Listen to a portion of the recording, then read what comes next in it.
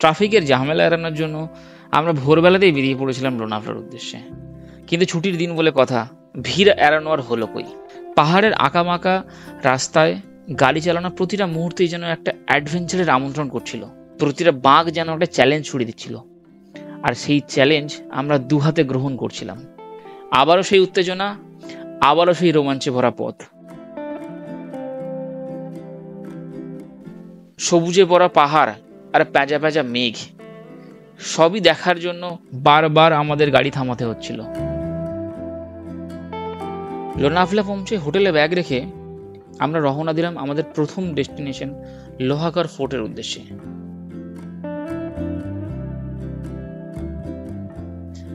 প্রায় 300টি সিঁড়ি ভেঙে উঠতে হবে সেই শিখরে। যতই উপরে উঠছিলাম ততই একটা ভাবনা মাথায় ঘুরছিল, ছত্রপতি শিবাজি কিভাবে এই দুর্ভেদ্য দুর্গটি গড়ে তুলেছিল। সেই সময়ের পরিশ্রম আর বীরত্বের কাহিনী যেন আমাদের মাথায় প্রশ্নের ঝড় তুলেছিল। কিন্তু সূর্যের রৌদ্র তাপের কারণে আমরা দ্রুতই ক্লান্ত হয়ে যাচ্ছিলাম। দীর্ঘ 1.5 ঘন্টার ট্রেকিং এর পর অবশেষে পৌঁছে গেলাম আমরা শীর্ষে।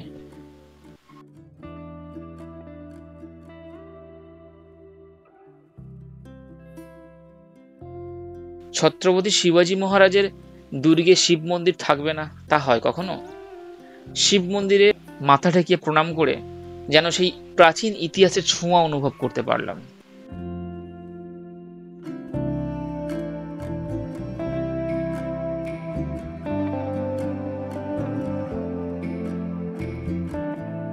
দূরের ওই ছোট্ট নীল ফুলগুলোতে ভ্রমরের গুঞ্জন আর প্রকৃতির নির্জনতা আমাদের মনকে মোহিত করে তুলছিল।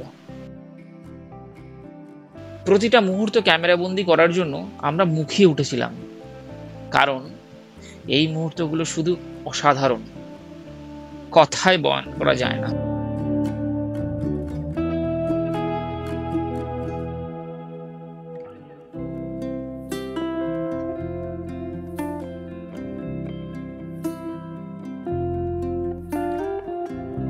প্রায় 1040 মিটার উঁচুতে দাঁড়িয়ে ফোর্টের শেষ অংশটা দেখতে ঠিক যেন কাঁকড়া বিচের হুলের মতন তীক্ষ্ণ আর রহস্যময়।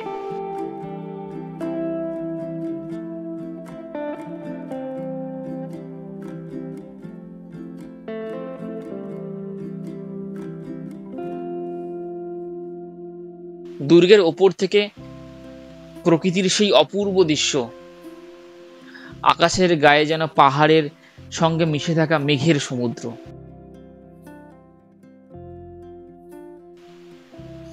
সামনে যে বিশাল পাহাড়টি দেখছেন, ঠিক তার ওপরে রয়েছে ভিসাপুর ফোর্ট। কিন্তু এবার আমাদের গন্তব্য ওটা নয়, তাই ওটিকে ছাড়াই আমাদের চলতে হলো। আর প্রথম দিনের শেষটা করলাম একটা অনিন্দ্য সুন্দর জলপ্রপাতের দৃশ্য দিয়ে। দ্বিতীয় দিনের শুরুটা হলো ভুসি ড্যামের শীতলতা আর মনোমুগ্ধকর দৃশ্য দিয়ে।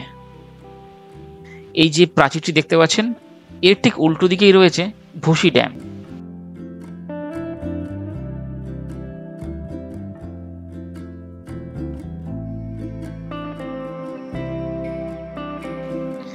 যাওয়ার পথে একটু থেমে ভুসি ড্যামের কিছু অপূর্ব সুন্দর সৌন্দর্য ক্যামেরাবন্দি করলাম, আর তারপর আবার রওনা দিলাম লায়ন্স পয়েন্টের উদ্দেশ্যে।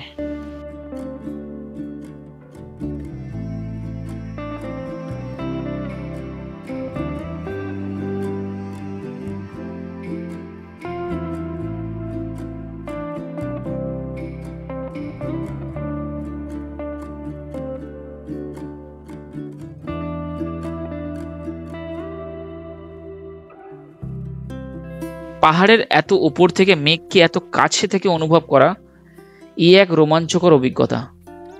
চারিদিকে সবুজে মোড়া পাহাড় আর মাঝখানে সাদা সাদা তুলোর মতন মেঘ। মাঝে মধ্যেই মেঘ এসে আমাদের স্নান করিয়ে দিয়ে চলে যাচ্ছিল। প্রকৃতির কি অপূর্ব সুন্দর একটা খেলা, তাই না? মাঝে মাঝে মনে হচ্ছিল ছোটবেলার সেই ড্রয়িং বুকে আঁকা মেঘ আর পাহাড়গুলো যেন জীবন্ত হয়ে উঠেছে। ওই দেখুন দূরে একটা শহর, ছোট বড় কত বাড়িতে ভর্তি। এ যেন স্বপ্নময় একটা দৃশ্য। পাহাড়ের গা বেয়ে নেমে আসছিল ঝর্ণা। প্রকৃতির এই সুরেলা রূপ সত্যিই মনোমুগ্ধকর।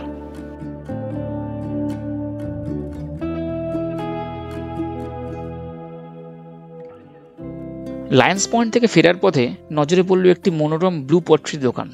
একটু থেমে কিছু সুন্দর জিনিসপত্র কিনে ফিরে পড়লাম হোটেলে বিশ্রামের জন্য। বিকেল গড়াতে না গড়াতেই আমরা বেরিয়ে পড়লাম শ্রী নারায়ণী মন্দির দর্শনের জন্য।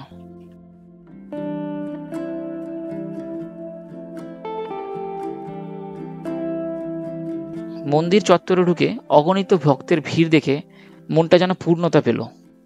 জয় মা বলে মাথা ঠেকিয়ে শেষ করলাম আমাদের আজকের যাত্রা। তবে এখানেই শেষ নয়, খুব শিগগিরই ফিরছি আরও একটি অসাধারণ ভিডিও নিয়ে। ধন্যবাদ, ভালো থাকবেন।